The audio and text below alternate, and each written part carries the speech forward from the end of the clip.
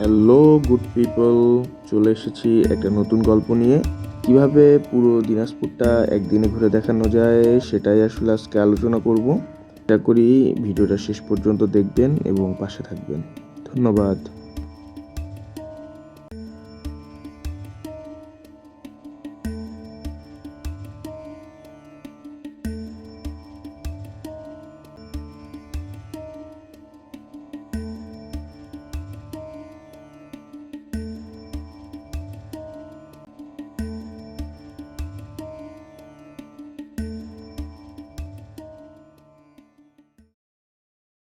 আমরা আবার নতুন একটা গল্প নিয়ে চলে এসেছি।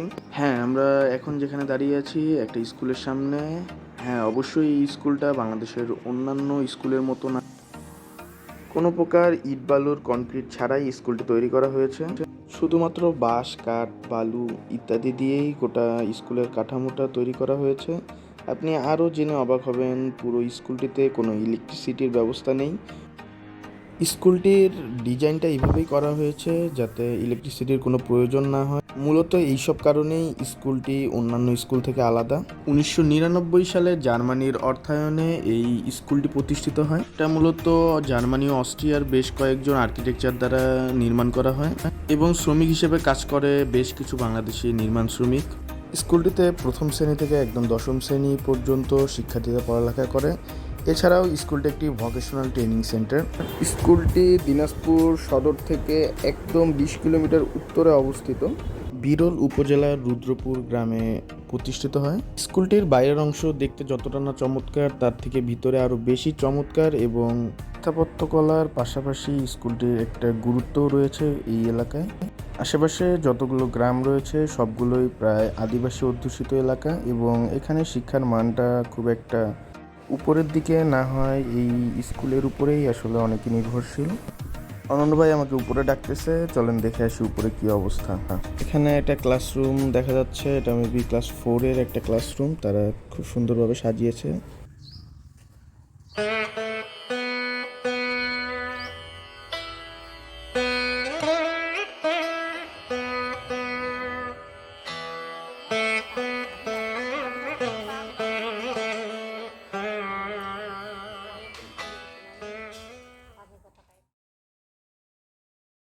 আপনারা এতক্ষণ দেখলেন দিনাজপুরের অন্যতম একটা স্কুল দীপশিখা, সেটা এখন দেখে আমরা এখন পরবর্তী গন্তব্যের দিকে যাচ্ছি।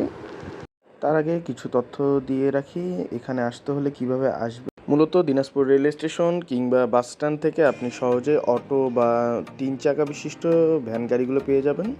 যেহেতু আজকে আমাদের প্ল্যান ছিল যে আমরা দিনাজপুরের যত জায়গা আছে সবগুলোই আজকে ঘুরবো, তাই আমরা প্রথমে রেল স্টেশন থেকে নেমেই আমরা একটা অটো ভাড়া করে রিজার্ভ করে নিয়েছিলাম। এটা আমাদের বাজেটের পাশাপাশি আমাদের সময়টাকেও অনেক সেভ করছে। অটোওয়ালা মামাও দিনাজপুরের স্থানীয় হওয়ার সুবাদে তিনি আসলে ভিতরের রাস্তাঘাটগুলো খুব ভালোভাবে জানতেন। এর ফলে আমাদের জন্য most of the time save হয়েছে। এখন কথা না বাড়িয়ে আমাদের পরবর্তী গন্তব্য হলো কান্তজি মন্দির, সেটার উদ্দেশ্যে আমরা এখন যাচ্ছি। চলুন তাহলে দেখা হচ্ছে একেবারে কান্তজির মন্দিরে।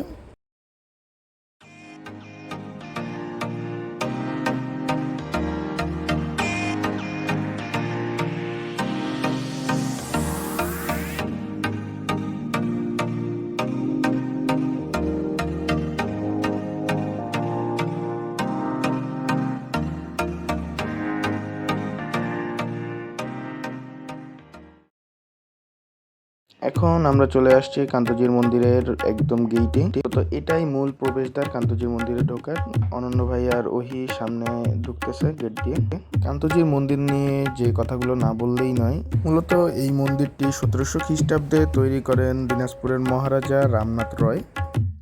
তারও পূর্বে এই মন্দিরের নির্মাণ কাজ শুরু করেন তার পিতা প্রাণনাথ রয়।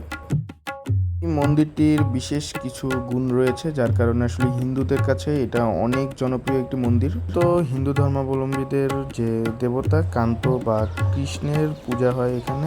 এই মন্দিরটির অন্যতম বিশেষত্ব হচ্ছে এই মন্দিরটি প্রায় 15,000 পোড়ামাটির ফলক দিয়ে মন্দিরটির দেয়াল তৈরি করা হয়। হিন্দুদের যে ধর্মগ্রন্থটি আছে সেটার পুরোটাই আসলে এই ছবির মাধ্যমে এই মন্দিরের দেয়ালে লেপন করা আছে। পোড়ামাটির তৈরি এই ফলকগুলোই মূলত ভ্রমণ পিপাসুদেরকে খুবই উৎসাহিত করে মন্দিরটি ভ্রমণ করার জন্য। নিজ চোখে না দেখলে আপনি আসলে এই মন্দিরটির সৌন্দর্যটাও আসলেই উপলব্ধি করতে পারবেন না। অন্তত এখন আর বেশি কথা না বলি, চলুন মন্দিরটা পুরোপুরি ঘুরে দেখি।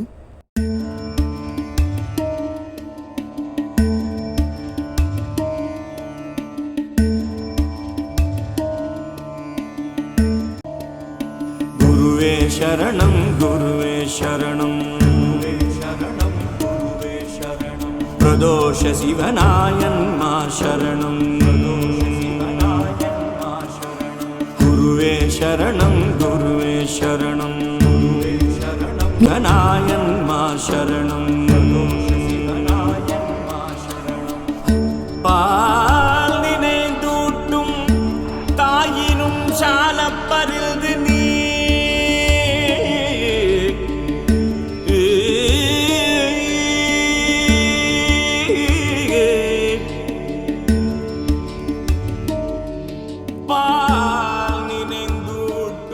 Artlist.io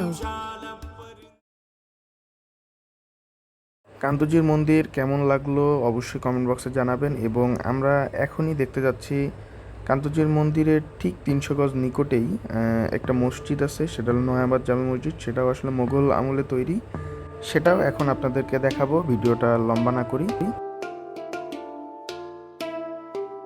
এই মসজিদটিও মূলত কান্তজির মন্দির তৈরি হওয়ার সময় তৈরি করা হয়। গ্রামের নামানুসারে এই মসজিদটির নাম হয়েছে নয়াবাদ মসজিদ। একটি মজার বিষয় হলো মন্দিরের আর্কিটেক্টর ও নির্মাণ শ্রমিকরাই মূলত এই মসজিদটি তৈরি করেছেন। কান্তজির মন্দিরের ডিজাইন তৈরি করার জন্য পূব দেশ থেকে আসা বিভিন্ন নির্মাণ শ্রমিক এবং স্থপতিরা মূলত এই মসজিদটি তৈরি করেছেন। মজার বিষয় হচ্ছে কান্তজির মন্দিরের স্থপতি এবং নির্মাণ শ্রমিকের অধিকাংশই মুসলমান ছিলেন। আর আসা যাক মসজিদের সৌন্দর্য নিয়ে। এই মসজিদেও আসলে 104টির মতো টেরাকোটার ফলক দেখা যায়, কালের বিবর্তনে যেগুলোর অধিকাংশই আজ বিলুপ্তির পথে। এছাড়াও পাশে একটা কবর দেখা যায়, মূলত বলা হয় এটা 1800 খ্রিস্টাব্দের শেষের দিকে কোনো এক নির্মাণ শ্রমিকের হঠাৎ মৃত্যুর ফলে এইখানে কবর দেওয়া হয়। এটাই ছিল মূলত নয়াবাদ মসজিদের ইতিহাস এবং ঐতিহ্য। প্রায় 500 বছরের পুরনো এই মসজিদটি দেখতে কেমন লাগলো অবশ্যই জানাবেন আমাদের কমেন্ট বক্সে। যেহেতু আমাদের হাতে সময় বেশি নেই, আমাদের যেতে হবে আমাদের শেষ গন্তব্য রামসাগরে, যেটা মূলত আমাদের এখান থেকে প্রায় 30 কিলো দূরে এবং আমাদের আর অনেক দূর যেতে হবে। তাই আমরা আসলে এখানে বেশি সময় কাটাতে পারলাম না। এখন আমরা রামসাগরের উদ্দেশ্যে রওনা দিব, সেখানে যেয়ে দেখা হচ্ছে, চলুন।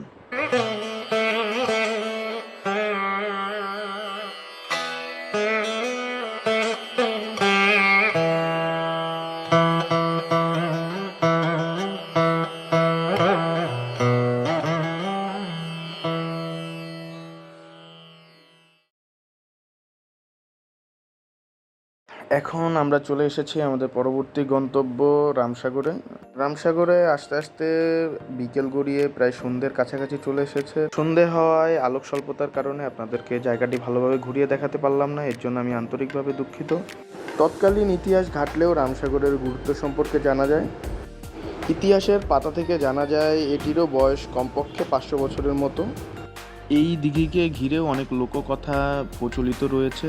দিঘিটি খনন করেন দিনাজপুরের মহারাজা রামনাথ রয়, কিন্তু দিঘিটি খনন করার পরেও যখন দিঘিটি থেকে পানি উঠছিল না, তখন রাজা স্বপ্নে দেখলেন যে তার পুত্র সন্তানকে যদি এই দিঘিতে বলি দেওয়া হয় তাহলেই শুধুমাত্র এই দিঘি থেকে পানি উঠবে। লোকমুখে শোনা যায় তিনি এই পুকুরেই আসলে তার সন্তানকে বলি দেন। লোকমুখে আরও শোনা যায় এই পুকুরের একটা অলৌকিক ক্ষমতা আছে, যার কারণে পানি কোনোদিন শুকায় না। সন্তানকে বলি দেওয়ার পরপরেই এখান থেকে পানির ফোয়ারা ছুটতে থাকে। সন্তানের এই বলিদানকে স্মরণীয় করে রাখতেই তিনি সেই সন্তানের নাম অনুসারে এই জায়গাটার নাম রাখেন রামসাগর। 2001 সালে রামসাগরকে বন্যপ্রাণীদের অভয়ারণ্য হিসেবে ঘোষণা করা হয়। এখানে হরিণের প্রজনন কেন্দ্রের পাশাপাশি একটা মিনি চিড়িয়াখানা তৈরি করা হয়, যা আসলে দর্শনার্থীদের আনন্দ দেওয়ার জন্য। জানি না রামসাগরের ইতিহাস সম্পর্কে কতটুকু আপনাদেরকে জানাতে পারলাম।